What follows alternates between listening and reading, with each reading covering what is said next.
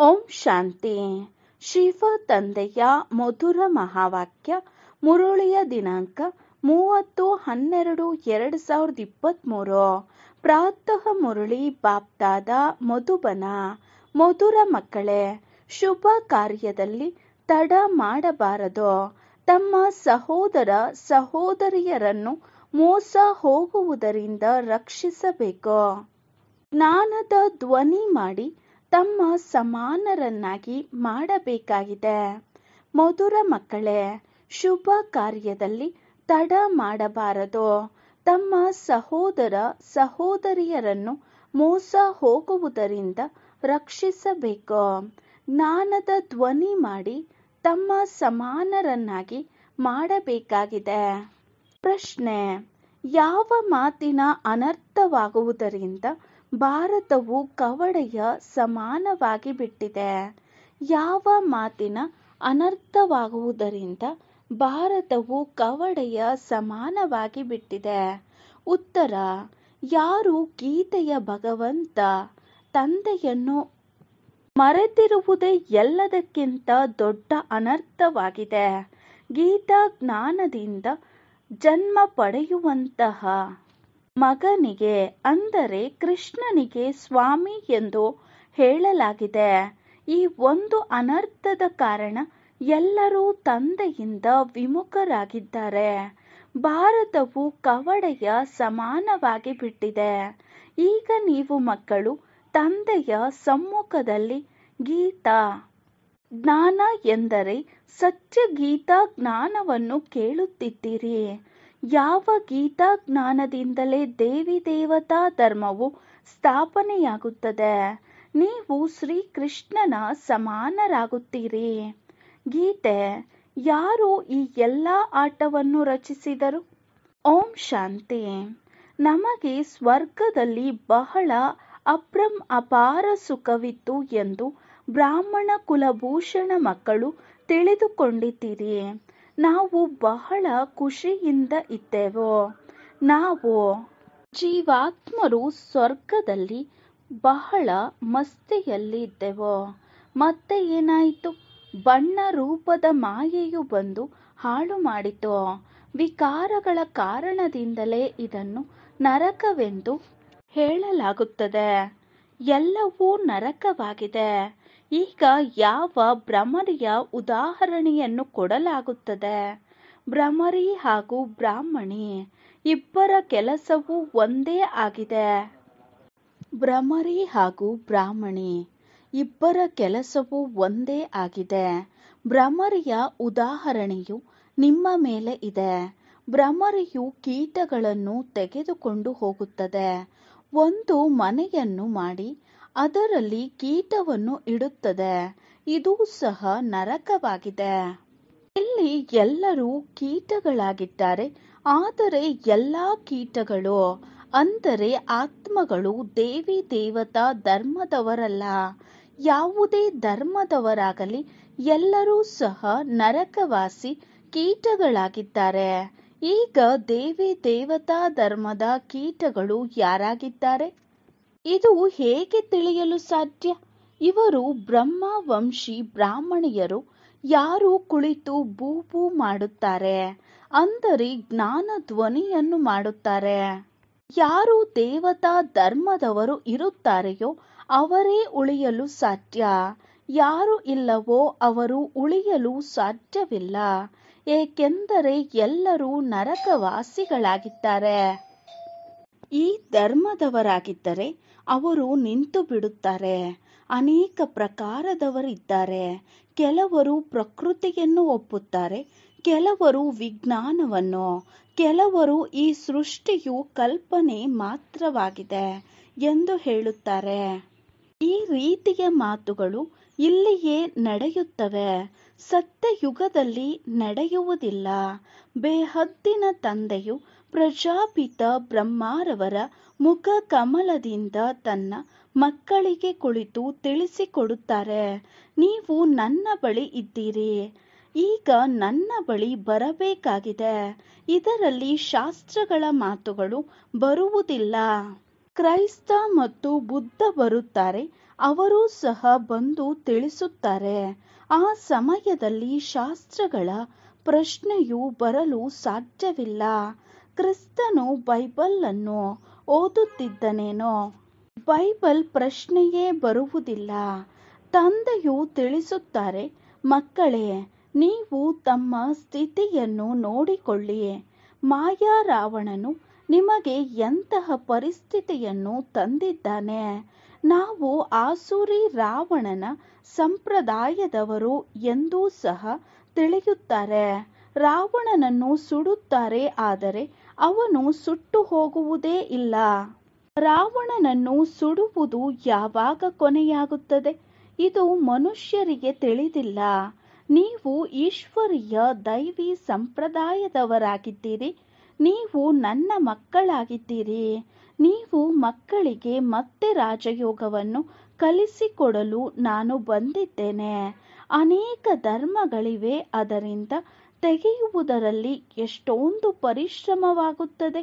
ಗೀತೆಯೂ ಸಹ ಎಲ್ಲಿಂದ ಬಂದಿತು? ಆದಿ ಸನಾತನ ಧರ್ಮದ ಲಕ್ಷಣಗಳು ಎಲ್ಲಿ ಹುಟ್ಟಿಕೊಂಡವು?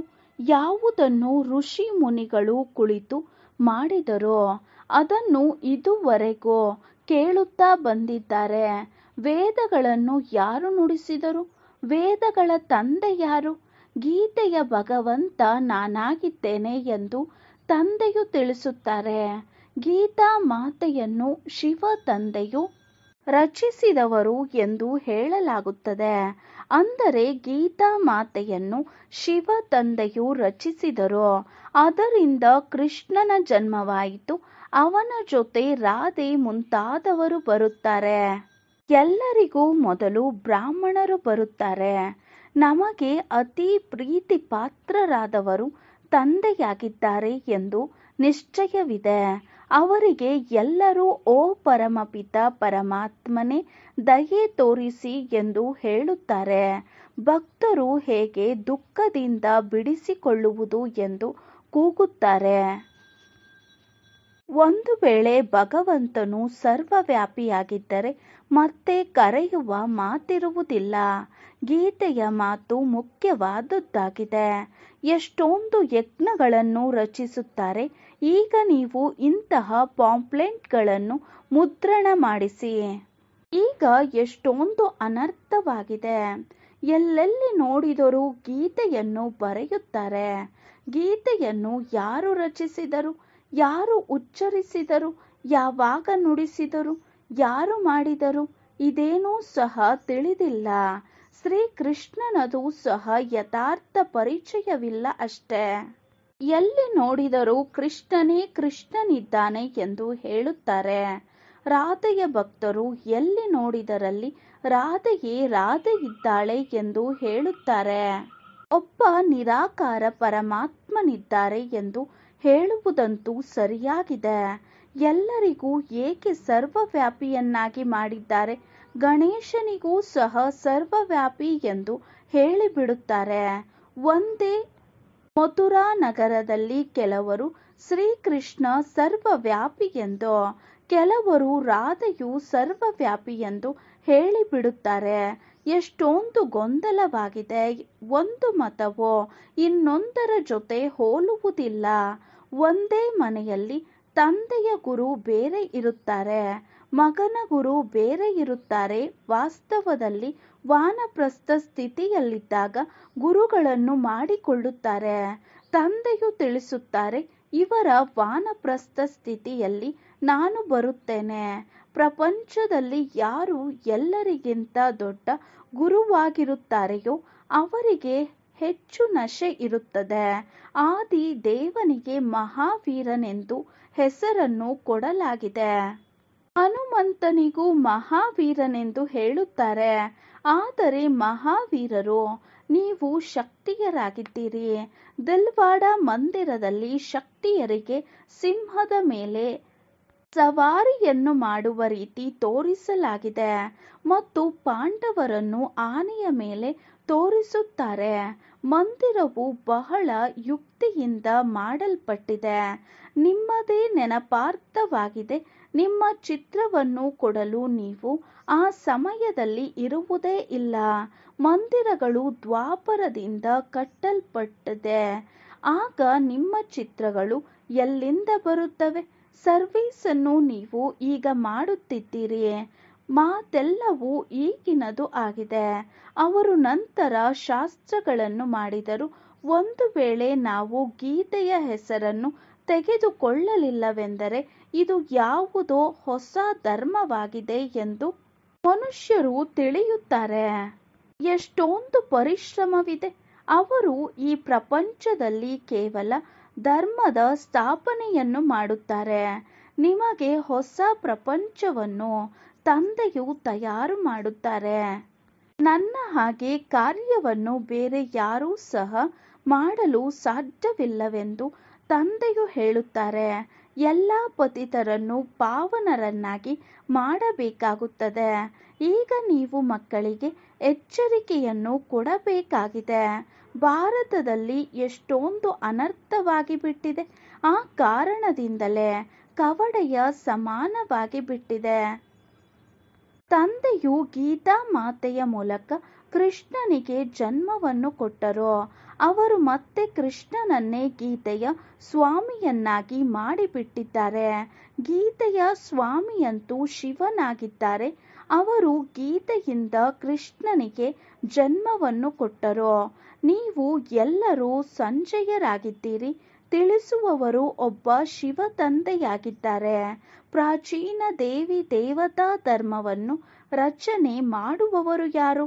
ಇದೆಲ್ಲವನ್ನು ಬರೆಯುವುದರಲ್ಲಿ ಬುದ್ಧಿವಂತಿಕೆ ಬೇಕಾಗಿದೆ. ಗೀತೆಯಿಂದ ನಾವು ಜನ್ಮವನ್ನು ಪಡೆಯುತ್ತಿದ್ದೇವೆ. ಮಮ್ಮ, ರಾಧೆ ಮತ್ತು ಬ್ರಹ್ಮ ಇವರು ಶ್ರೀಕೃಷ್ಣನಾಗುತ್ತಾರೆ ಅಂದಾಗ ಇದು ಗುಪ್ತ ಮಾತಾಯಿತಲ್ಲವೇ? ಬ್ರಾಹ್ಮಣರ ಜನ್ಮವನ್ನು ಯಾರೂ ತಿಳಿದುಕೊಳ್ಳಲು ಸಾಧ್ಯವಿಲ್ಲ. ಕೃಷ್ಣ ಮತ್ತು ಪರಮಾತ್ಮನ ಮಾತಾಗಿದೆ. ಬ್ರಹ್ಮ, ಕೃಷ್ಣ ಮತ್ತು ಶಿವ ತಂದೆ. ಇವೆಲ್ಲ ಮಾತುಗಳು ಗುಹ್ಯವಾಗಿದೆ. ಇವೆಲ್ಲ ಮಾತುಗಳನ್ನು ತಿಳಿದುಕೊಳ್ಳುವವರು ಮತ್ತು ತಿಳಿಸುವವರು ಬಹಳ ಬುದ್ಧಿವಂತರಾಗಿರಬೇಕು. ಯಾರ ಯೋಗವು ಪೂರ್ಣ ಜೋಡಿಸಲ್ಪಟ್ಟಿದೆಯೋ ಅವರ ಬುದ್ಧಿಯು ಶ್ರೇಷ್ಠವಾಗುತ್ತಾ ಹೋಗುತ್ತದೆ. ಅಲೆಯುವಂತ ಬುದ್ಧಿಯಲ್ಲಿ ಇದು ಉಳಿಯುವುದಕ್ಕೆ ಸಾಧ್ಯವಿಲ್ಲ. ತಂದೆಯು ನೀವು ಮಕ್ಕಳಿಗೆ ಎಷ್ಟೊಂದು ಶ್ರೇಷ್ಠ ಜ್ಞಾನವನ್ನು ಕೊಡುತ್ತಿದ್ದಾರೆ. ವಿದ್ಯಾರ್ಥಿಗಳು ತಮ್ಮ ಬುದ್ಧಿಯನ್ನು ಅಲೆಯುವಂತಹವರ ಬುದ್ಧಿಯಲ್ಲಿ ಈ ಜ್ಞಾನವು ಉಳಿಯುವುದಕ್ಕೆ ಸಾಧ್ಯವಿಲ್ಲ. ತಂದೆಯು ನೀವು ಮಕ್ಕಳಿಗೆ ಎಷ್ಟೊಂದು ಶ್ರೇಷ್ಠ ಜ್ಞಾನವನ್ನು ಕೊಡುತ್ತಿದ್ದಾರೆ. ವಿದ್ಯಾರ್ಥಿಗಳು ತಮ್ಮ ಬುದ್ಧಿಯನ್ನು ನಡೆಸುತ್ತಾರಲ್ಲವೇ? ಅಂದಾಗ ನೀವು ಕುಳಿತು ಬರೆಯಬೇಕು. ಶುಭ ಕಾರ್ಯದಲ್ಲಿ ತಡ ಮಾಡಬಾರದು. ನಾವು ಸಾಗರನ ಮಕ್ಕಳು ತಮ್ಮ ಸಹೋದರ ಸಹೋದರಿಯರನ್ನು ಉಳಿಸಬೇಕು. ಬಡಪಾಯಿಗಳು ಪೆಟ್ಟು ತಿನ್ನುತ್ತಿರುತ್ತಾರೆ. ಬೀಗೆಗಳು ಇಷ್ಟೊಂದು ಹೇಳುತ್ತಿದ್ದಾರೆಂದಾಗ ಇದರಲ್ಲಿ ಏನೋ ಇದೆಯೆಂದು ಅನ್ಯರು ಹೇಳುತ್ತಾರೆ. ಲಕ್ಷಾಂತರ ಪಾಂಪ್ಲೆಟ್ಗಳನ್ನು ಮುದ್ರಣ ಮಾಡಿಸಿ ಗೀತಾ ಪಾಠಶಾಲೆಗಳಲ್ಲಿ ಹಂಚಿರಿ.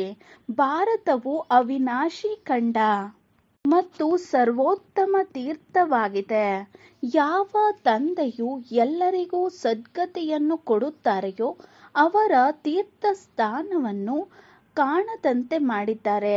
ಅಂದಾಗ ಅವರ ಹೆಸರನ್ನು ಪ್ರಸಿದ್ಧ ಮಾಡಬೇಕಾಗಿದೆ. ಹೂಗಳನ್ನು ಹಾಕಿಸಿಕೊಳ್ಳಲು ಯೋಗ್ಯರಾದವರು ಒಬ್ಬರೇ ಶಿವ ತಂದೆಯಾಗಿದ್ದಾರೆ. ಬಾಕಿ ಎಲ್ಲವೂ ವ್ಯರ್ಥವಾಗಿದೆ. ಗೀತಾ ಪಾಠಶಾಲೆಗಳಲ್ಲಂತೂ ಬಹಳಷ್ಟಿವೆ. ನೀವು ವೇಷವನ್ನು ಬದಲಾಯಿಸಿಕೊಂಡು ಅಲ್ಲಿಗೆ ಹೋಗಿ ನಂತರ ಬಲೆ ಇವರು ಬೀಗೆಗಳೆಂದು ತಿಳಿದುಕೊಳ್ಳಲಿ. ಇಂತಹ ಪ್ರಶ್ನೆಗಳನ್ನು ಬೇರೆ ಯಾರೂ ಕೇಳಲು ಸಾಧ್ಯವಿಲ್ಲ. ಒಳ್ಳೆಯದು. ಶಿವ ತಂದೆಯು ಬ್ರಹ್ಮರವರ ತನುವಿನಲ್ಲಿ ಕುಳಿತು ಇವೆಲ್ಲ ಮಾತುಗಳನ್ನು ಹೇಳುತ್ತಾರೆಂದು ನೀವು ತಿಳಿದುಕೊಂಡಿದ್ದೀರಿ. ಯಾವ ತಂದೆಯು ಸ್ವರ್ಗದ ಮಾಲೀಕರನ್ನಾಗಿ ಮಾಡುತ್ತಾರೆ ಅವರು ಈಗ ಬಂದಿದ್ದಾರೆ. ಎಲ್ಲಿಯವರೆಗೂ ಬ್ರಾಹ್ಮಣರಾಗುವುದಿಲ್ಲವೋ ಅಲ್ಲಿಯವರೆಗೆ ದೇವತೆಗಳಾಗಲು ಸಾಧ್ಯವಿಲ್ಲ. ಬ್ರಾಹ್ಮಣ ಕುಲವು ದೇವತೆಗಳಿಗಿಂತಲೂ ಶ್ರೇಷ್ಠವಾಗಿದೆ. ಎಲ್ಲರ ಆತ್ಮವು ಪಾವನವಾಗುತ್ತಾ ಇದೆ. ನೀವು ಮತ್ತೆ ಹೊಸ ಪ್ರಪಂಚದಲ್ಲಿ ಪುನರ್ಜನ್ಮವನ್ನು ತೆಗೆದುಕೊಳ್ಳುತ್ತೀರಿ. ಒಳ್ಳೆಯದು. ರಾತ್ರಿಯ ತರಗತಿ ದಿನಾಂಕ 12/1/1969. ನೀವು ಮಕ್ಕಳು ಒಬ್ಬ ತಂದೆಯ ನೆನಪಿನಲ್ಲಿ ಕುಳಿತಿದ್ದೀರಿ. ಒಬ್ಬರ ನೆನಪಿನಲ್ಲಿರುವುದಕ್ಕೆ ಅವ್ಯಭಿಚಾರಿ ನೆನಪೆಂದು ಹೇಳಲಾಗುತ್ತದೆ. ಒಂದು ವೇಳೆ ಇಲ್ಲಿ ಕುಳಿತಿದ್ದರೂ ಸಹ ಅನ್ಯರ ನೆನಪು ಬರುತ್ತದೆ ಎಂದರೆ ವ್ಯಭಿಚಾರಿ ನೆನಪೆಂದು ಹೇಳಲಾಗುತ್ತದೆ. ತಿನ್ನುವುದು, ಕುಡಿಯುವುದು, ಇರುವುದು ಒಂದು ಮನೆಯಲ್ಲಿ, ನೆನಪು ಮಾಡುವುದು ಬೇರೆಯವರನ್ನು ಅಂದಾಗ ಇದು ಮೋಸ ಮಾಡಿದಂತಾಯಿತಲ್ಲವೇ? ಎಲ್ಲಿಯವರೆಗೆ ಭಕ್ತಿಯನ್ನು ಸಹ ಒಬ್ಬ ಶಿವ ತಂದೆಗೆ ಮಾಡುತ್ತಾರೆ ಅಲ್ಲಿಯವರೆಗೆ ಅವ್ಯಭಿಚಾರಿ ಭಕ್ತಿಯಾಗಿತ್ತು. ಮತ್ತೆ ಅನ್ಯರನ್ನು ನೆನಪು ಮಾಡುವುದರಿಂದ ಭಕ್ತಿಯು ವ್ಯಭಿಚಾರಿಯಾಗುತ್ತದೆ. ಈಗ ನೀವು ಮಕ್ಕಳಿಗೆ ಜ್ಞಾನ ಸಿಕ್ಕಿದೆ. ಒಬ್ಬ ತಂದೆಯು ಎಷ್ಟೊಂದು ಅದ್ಭುತವಾದ ಕಾರ್ಯವನ್ನು ಮಾಡುತ್ತಾರೆ. ನಮ್ಮನ್ನು ವಿಶ್ವದ ಮಾಲೀಕರನ್ನಾಗಿ ಮಾಡುತ್ತಾರೆ ಅಂದಾಗ ಅವರೊಬ್ಬರನ್ನೇ ನೆನಪು ಮಾಡಬೇಕು. ನನ್ನವರೆಂದರೆ ಒಬ್ಬರೇ ಶಿವ ತಂದೆಯ ನೆನಪು ಮರೆತು ಹೋಗುತ್ತದೆ ಎಂದು ಮಕ್ಕಳು ಹೇಳುತ್ತಾರೆ. ವಾಹ್ ಎಂದು ತಂದೆಯು ಹೇಳುತ್ತಾರೆ. ಭಕ್ತಿ ಮಾರ್ಗದಲ್ಲಿಯೂ ನಾವು ಒಬ್ಬರನ್ನೇ ಭಕ್ತಿ ಮಾಡುತ್ತೇವೆ ಎಂದು ಹೇಳುತ್ತೀರಿ. ಅವರೇ ಪತಿತ ಪಾವನ. ಬೇರೆ ಯಾರನ್ನೂ ಸಹ ಪತಿತ ಪಾವನನೆಂದು ಹೇಳಲು ಸಾಧ್ಯವಿಲ್ಲ. ಒಬ್ಬರಿಗೆ ಹೇಳಲಾಗುತ್ತದೆ ಅಂದಾಗ ಅವರೇ ಶ್ರೇಷ್ಠಾತಿ ಶ್ರೇಷ್ಠ ಆಗಿದ್ದಾರೆ. ಈಗ ಭಕ್ತಿಯ ಮಾತಿಲ್ಲ. ಮಕ್ಕಳಿಗೆ ಜ್ಞಾನವಿದೆ. ಜ್ಞಾನ ಸಾಗರನನ್ನು ನೆನಪು ಮಾಡಬೇಕು. ಭಕ್ತಿ ಮಾರ್ಗದಲ್ಲಿ ಹೇಳುತ್ತಾರೆ, ತಾವು ಬಂದರೆ ನಾವು ನಿಮ್ಮನ್ನೇ ನೆನಪು ಮಾಡುತ್ತೇವೆ ಅಂದಾಗ ಈ ಮಾತನ್ನು ನೆನಪು ಮಾಡಿಕೊಳ್ಳಬೇಕು. ಪ್ರತಿಯೊಬ್ಬರೂ ತಮ್ಮನ್ನು ತಾವೇ ಕೇಳಿಕೊಳ್ಳಿ. ನಾವು ಒಬ್ಬ ತಂದೆಯನ್ನು ನೆನಪು ಮಾಡುತ್ತೇವೆಯೇ ಅಥವಾ ಅನೇಕ ಮಿತ್ರ ಸಂಬಂಧಿಗಳನ್ನು ನೆನಪು ಮಾಡುತ್ತೇವೆಯೇ? ಒಬ್ಬ ಶಿವ ತಂದೆಯೊಂದಿಗೆ ಮನಸ್ಸನ್ನಿಡಬೇಕು. ಒಂದು ವೇಳೆ ಮನಸ್ಸೇನಾದರೂ ಬೇರೆ ಕಡೆಗೆ ಹೋಯಿತೆಂದರೆ ನೆನಪು ವ್ಯಭಿಚಾರಿಯಾಗಿ ಬಿಡುತ್ತದೆ. ತಂದೆಯು ಹೇಳುತ್ತಾರೆ, ಮಕ್ಕಳೇ ನನ್ನೊಬ್ಬನನ್ನೇ ನೆನಪು ಮಾಡಿ. ನಂತರ ನಿಮಗೆ ಅಲ್ಲಿ ದೈವಿ ಸಂಬಂಧವು ಸಿಗುತ್ತದೆ. ಹೊಸ ಪ್ರಪಂಚದಲ್ಲಿ ಎಲ್ಲವೂ ಹೊಸದೇ ಸಿಗುತ್ತದೆ. ನಿಮ್ಮನ್ನು ನೀವು ನೋಡಿಕೊಳ್ಳಿ. ನಾನು ಯಾರನ್ನು ನೆನಪು ಮಾಡುತ್ತೇನೆ? ತಂದೆಯು ಹೇಳುತ್ತಾರೆ, ನೀವು ಪಾರಲೌಕಿಕ ತಂದೆಯಾದ ನನ್ನನ್ನು ನೆನಪು ಮಾಡಿ. ನಾನೇ ಪತಿತ ಪಾವನನಾಗಿದ್ದೇನೆ. ಪ್ರಯತ್ನಪಟ್ಟು ಬೇರೆ ಕಡೆಯಿಂದ ಬುದ್ಧಿಯೋಗವನ್ನು ದೂರ ಮಾಡಿ ತಂದೆಯನ್ನು ನೆನಪು ಮಾಡಿ. ಎಷ್ಟು ನೆನಪು ಮಾಡುತ್ತೀರೋ ಅಷ್ಟು ಪಾಪವು ಭಸ್ಮವಾಗುತ್ತದೆ. ನಾವು ಎಷ್ಟು ನೆನಪು ಮಾಡುತ್ತೇವೆಯೋ ಅಷ್ಟು ತಂದೆಯೂ ನೆನಪು ಮಾಡುತ್ತಾರೆಂದಲ್ಲ. ತಂದೆಯೇನೋ ತನ್ನಲ್ಲಿರುವಂತಹ ಪಾಪವನ್ನು ತೊಡೆದು ಹಾಕಬೇಕಾಗಿಲ್ಲ. ನೀವು ಪಾವನರಾಗಲು ಇಲ್ಲಿ ಕುಳಿತಿದ್ದೀರಿ. ಶಿವ ತಂದೆಯೂ ಸಹ ಇಲ್ಲಿದ್ದಾರೆ. ಅವರಿಗೆ ತನ್ನದೇ ಆದ ಶರೀರವಿಲ್ಲ. ತಂದೆಯು ಶರೀರವನ್ನು ಲೋನ್ ತೆಗೆದುಕೊಂಡಿದ್ದಾರೆ. ನೀವು ತಂದೆಯ ಜೊತೆ ಪ್ರತಿಜ್ಞೆ ಮಾಡಿದ್ದೀರಿ.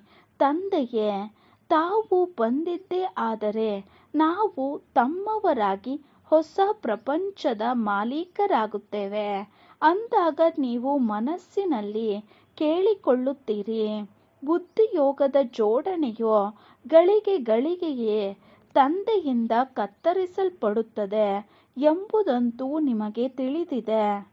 ತಂದೆಗೂ ತಿಳಿದಿದೆ. ಬುದ್ಧಿಯೋಗವನ್ನು ಜೋಡಿಸಿ ನೆನಪು ಮಾಡುತ್ತಾರೆ. ಮತ್ತೆ ಬುದ್ಧಿಯೋಗದ ಜೋಡಣೆಯು ಕತ್ತರಿಸುತ್ತದೆ. ಮಕ್ಕಳು ನಂಬರ್ ವಾರ್ ಪುರುಷಾರ್ಥದ ಅನುಸಾರವಂತೂ ಮಾಡುತ್ತಾರೆ. ಚೆನ್ನಾಗಿ ನೆನಪಿನಲ್ಲಿ ಇದ್ದಿದ್ದೇ ಆದರೆ ರಾಜವಂಶದಲ್ಲಿ ಬರುತ್ತೀರಿ. ತನ್ನನ್ನು ತಾನು ಪರಿಶೀಲನೆ ಮಾಡಿಕೊಳ್ಳುತ್ತಾ ಇರಿ. ಡೈರಿ ಇಡಿ. ಇಡೀ ದಿನದಲ್ಲಿ ತನ್ನ ಬುದ್ಧಿಯು ಎಲ್ಲೆಲ್ಲಿಗೆ ಹೋಗಿತ್ತು. ನಂತರ ತಂದೆಯು ತಿಳಿಸಿಕೊಡುತ್ತಾರೆ. ಆತ್ಮದಲ್ಲಿ ಮನಸ್ಸು ಬುದ್ಧಿ ಏನಿದೆಯೋ ಅದು ಓಡುತ್ತಿರುತ್ತದೆ. ಈ ರೀತಿ ಓಡುವುದರಿಂದ ನಷ್ಟವಾಗುತ್ತದೆ ಎಂದು ತಂದೆಯು ಹೇಳುತ್ತಾರೆ. ನನ್ನನ್ನು ನೆನಪು ಮಾಡುವುದರಿಂದ ಬಹಳ ಲಾಭವಿದೆ. ಬಾಕಿ ಎಲ್ಲವೂ ನಷ್ಟವೇ ನಷ್ಟವಾಗಿದೆ. ಮುಖ್ಯವಾಗಿ ಒಬ್ಬರನ್ನೇ ನೆನಪು ಮಾಡಬೇಕು. ತನ್ನ ಮೇಲೆ ಎಚ್ಚರ ವಹಿಸಬೇಕು. ಹೆಜ್ಜೆ ಹೆಜ್ಜೆಯಲ್ಲಿಯೂ ಲಾಭವಿದೆ, ನಷ್ಟವೂ ಇದೆ. 84 ಜನ್ಮಗಳು ದೇಹದಾರಿಯನ್ನು ನೆನಪು ಮಾಡಿ ನಷ್ಟವನ್ನು ಹೊಂದಿದ್ದಾಗಿದೆ. ಒಂದೊಂದು ದಿನ ಕಳೆದು 5000 ವರ್ಷಗಳು ಕಳೆದು ಹೋಯಿತು ಅಂದಾಗ ನಷ್ಟವೇ ಆಯಿತು. ಈಗ ತಂದೆಯ ನೆನಪಿನಲ್ಲಿದ್ದು ಲಾಭವನ್ನು ಪಡೆಯಬೇಕಾಗಿದೆ. ಈ ರೀತಿ ವಿಚಾರ ಸಾಗರ ಮಂಥನ ಮಾಡಿ ಜ್ಞಾನ ರತ್ನಗಳನ್ನು ತೆಗೆಯಬೇಕು. ತಂದೆಯ ನೆನಪಿನಲ್ಲಿ ಏಕಾಗ್ರಚಿತ್ತರಾಗಿರಬೇಕು. ಕೆಲವು ಮಕ್ಕಳಿಗೆ ಕವಡೆಯನ್ನು ಸಂಪಾದಿಸುವುದೇ ಚಿಂತೆ ಇರುತ್ತದೆ. ಮಾಯೆಯು ವ್ಯಾಪಾರದ ವಿಚಾರಗಳನ್ನು ತೆಗೆದುಕೊಂಡು ಬರುತ್ತದೆ. ಶ್ರೀಮಂತರಿಗೆ ಹಲವಾರು ವಿಚಾರಗಳು ಬರುತ್ತವೆ. ಬಾಬಾ ಏನು ಮಾಡುವರು? ತಂದೆಯದು ಎಷ್ಟೊಂದು ಒಳ್ಳೆಯ ವ್ಯಾಪಾರವಿತ್ತು. ಮೋಸ ಹೋಗುವುದರ ಅವಶ್ಯಕತೆಯೇ ಇರಲಿಲ್ಲ. ಯಾರು ವ್ಯಾಪಾರಿಗಳು ಬರುತ್ತಿದ್ದರೋ ಅವರನ್ನು ನೀವು ವ್ಯಾಪಾರಿಯೋ ಅಥವಾ ಏಜೆಂಟ್ ಆಗಿದ್ದೀರೋ ಎಂದು ಕೇಳುತ್ತಿದ್ದೆನೋ. ವ್ಯಾಪಾರವನ್ನು ಮಾಡುತ್ತಿದ್ದರೂ ಬುದ್ಧಿಯೋಗವನ್ನು ತಂದೆಯ ಜೊತೆ ಜೋಡಿಸಬೇಕಾಗಿದೆ. ಈಗ ಕಲಿಯುಗ ಪೂರ್ಣವಾಗಿ ಸತ್ಯಯುಗ ಬರುತ್ತಿದೆ. ಪತಿತರಂತೂ ಸತ್ಯಯುಗದಲ್ಲಿ ಹೋಗುವುದೇ ಇಲ್ಲ. ಎಷ್ಟು ನೆನಪು ಮಾಡುತ್ತೀರೋ ಅಷ್ಟು ಪವಿತ್ರರಾಗುತ್ತೀರಿ. ಪವಿತ್ರತೆಯಿಂದ ಧಾರಣೆಯು ಚೆನ್ನಾಗಿ ಆಗುತ್ತದೆ. ಪತಿತರಂತೂ ನೆನಪು ಮಾಡಲು ಸಾಧ್ಯವಿಲ್ಲ. ಧಾರಣೆಯೂ ಸಹ ಆಗುವುದಿಲ್ಲ. ಕೆಲವರಿಗೆ ಅದೃಷ್ಟದ ಅನುಸಾರ ಸಮಯವು ಸಿಗುತ್ತದೆ, ಪುರುಷಾರ್ಥವನ್ನು ಮಾಡುತ್ತಾರೆ. ಕೆಲವರಿಗಂತೂ ಸಮಯವೇ ಸಿಗುವುದಿಲ್ಲ, ನೆನಪೂ ಸಹ ಮಾಡುವುದಿಲ್ಲ. ಕಲ್ಪದ ಹಿಂದೆ ಎಷ್ಟು ಪ್ರಯತ್ನ ಪಟ್ಟಿದ್ದರೋ ಅಷ್ಟೇ ಈಗಲೂ ಪ್ರಯತ್ನ ಪಡುತ್ತಾರೆ. ಪ್ರತಿಯೊಬ್ಬರೂ ತನ್ನೊಂದಿಗೆ ಪ್ರಯತ್ನ ಪಡಬೇಕಾಗಿದೆ. ಮೊದಲು ವ್ಯವಹಾರದಲ್ಲಿ ನಷ್ಟವಾದರೆ ಈಶ್ವರನ ಇಚ್ಛೆಯಾಗಿದೆ ಎಂದು ಹೇಳುತ್ತಿದ್ದರು. ಈಗ ಡ್ರಾಮಾ ಎಂದು ಹೇಳುತ್ತಾರೆ. ಕಲ್ಪದ ಹಿಂದೆ ಏನಾಗಿತ್ತೋ ಅದೇ ಆಗುತ್ತದೆ. ಈಗ 4 ಗಂಟೆಗಳು ನೆನಪು ಮಾಡಿದರೆ ಮುಂದಿನ ಕಲ್ಪದಲ್ಲಿ ಹೆಚ್ಚು ಮಾಡುತ್ತೇನೆ ಎಂದಲ್ಲ. ಶಿಕ್ಷಣ ಕೊಡಲಾಗುತ್ತದೆ. ಈಗ ಪುರುಷಾರ್ಥ ಮಾಡಿದರೆ ಕಲ್ಪವೂ ಒಳ್ಳೆಯ ಪುರುಷಾರ್ಥವಿರುತ್ತದೆ. ಅಂದಾಗ ತನ್ನನ್ನು ತಾನು ನೋಡಿಕೊಳ್ಳಿ. ನನ್ನ ಬುದ್ಧಿ ಎಲ್ಲೆಲ್ಲಿ ಹೋಗುತ್ತಿದೆ? ಮಲ್ಲ ಯುದ್ಧದಲ್ಲಿ ಬಹಳ ಎಚ್ಚರ ವಹಿಸುತ್ತಾರೆ. ಒಳ್ಳೆಯದು. ಆತ್ಮೀಯ ಮಕ್ಕಳಿಗೆ ಆತ್ಮೀಯ ಬಾಪ್ದಾದಾರವರ ನೆನಪು, ಪ್ರೀತಿ ಹಾಗೂ ಶುಭರಾತ್ರಿ. ಮಧುರಾತಿ ಮಧುರ ಅಗಲಿ ಮರಳಿ ಸಿಕ್ಕಿರುವಂತಹ ಮಕ್ಕಳಿಗೆ ಪ್ರೀತಿಯ ಮಾತಾಪಿತಾ ಬಾಪ್ದಾದಾರವರ ನೆನಪು, ಪ್ರೀತಿ ಹಾಗೂ ನಮಸ್ತೆ. ಆತ್ಮೀಯ ಮಕ್ಕಳಿಗೆ ಆತ್ಮೀಯ ತಂದೆಯ ನಮಸ್ತೆ. ನಾವು ಆತ್ಮೀಯ ಮಕ್ಕಳ ಆತ್ಮೀಯ ತಂದೆಗೆ ನಮಸ್ತೆ ನಮಸ್ತೆ ನಮಸ್ತೆ. ಧಾರಣೆಗಾಗಿ ಮುಖ್ಯ ಸಾರ. ಫಸ್ಟ್ ಪಾಯಿಂಟ್, ಬುದ್ಧಿವಂತರಾಗಲು ನೆನಪಿನಿಂದ ತಮ್ಮ ಬುದ್ಧಿಯನ್ನು ಪಾರಸವನ್ನಾಗಿ ಮಾಡಿಕೊಳ್ಳಬೇಕು. ಬುದ್ಧಿಯನ್ನು ಅಲ್ಲಿ ಇಲ್ಲಿ ಅಲೆದಾಡಿಸಬಾರದು. ತಂದೆಯು ಏನನ್ನು ಹೇಳುತ್ತಾರೆಯೋ ಅದರ ಬಗ್ಗೆಯೇ ವಿಚಾರ ಮಾಡಬೇಕಾಗಿದೆ. ಸೆಕೆಂಡ್ ಪಾಯಿಂಟ್, ಭ್ರಮರಿಯಾಗಿ ಜ್ಞಾನ ಧ್ವನಿ ಮಾಡಿ ನರಕವಾಸಿ ಕೀಟಗಳನ್ನು ದೇವಿ ದೇವತೆಯನ್ನಾಗಿ ಮಾಡುವ ಸೇವೆ ಮಾಡಬೇಕಾಗಿದೆ. ಶುಭ ಕಾರ್ಯದಲ್ಲಿ ತಡ ಮಾಡಬಾರದು. ತಮ್ಮ ಸಹೋದರ ಸಹೋದರಿಯರನ್ನು ಉಳಿಸಬೇಕು. ವರದಾನ: ಸಮಾನತೆಯ ಭಾವನೆ ಇದ್ದರೂ ಸಹ ಪ್ರತಿ ಹೆಜ್ಜೆಯಲ್ಲಿ ವಿಶೇಷತೆಯ ಅನುಭವ ಮಾಡಿಸುವಂತಹ ವಿಶೇಷ ಆತ್ಮರಾಗಿಯೇ. ಸಮಾನತೆಯ ಭಾವನೆ ಇದ್ದರೂ ಸಹ ಪ್ರತಿ ಹೆಜ್ಜೆಯಲ್ಲಿ ವಿಶೇಷತೆಯ ಅನುಭವ ಮಾಡಿಸುವಂತಹ ವಿಶೇಷ ಆತ್ಮರಾಗಿಯೇ. ವಿವರಣೆ: ಪ್ರತಿಯೊಂದು ಮಕ್ಕಳಲ್ಲಿ ತಮ್ಮ ತಮ್ಮ ವಿಶೇಷತೆ ಇದೆ. ವಿಶೇಷ ಆತ್ಮರ ಕರ್ಮವು ಸಾಧಾರಣ ಆತ್ಮರಿಗಿಂತಲೂ ಭಿನ್ನವಾಗಿದೆ. ಪ್ರತಿಯೊಬ್ಬರಲ್ಲಿ ಭಾವನೆಯಂತೂ ಸಮಾನತೆಯಿಂದ ಇರಬೇಕು. ಆದರೆ ಇವರು ವಿಶೇಷ ಆತ್ಮರೆಂದು ಕಾಣಿಸಲಿ. ವಿಶೇಷ ಆತ್ಮರು ಅರ್ಥಾತ್ ವಿಶೇಷವಾಗಿ ಮಾಡುವವರು, ಕೇವಲ ಹೇಳುವವರಲ್ಲ. ಅವರಿಂದ ಎಲ್ಲರಿಗೂ ಅನುಭವ ಆಗುತ್ತದೆ. ಇವರು ಸ್ನೇಹದ ಭಂಡಾರವಾಗಿದ್ದಾರೆ.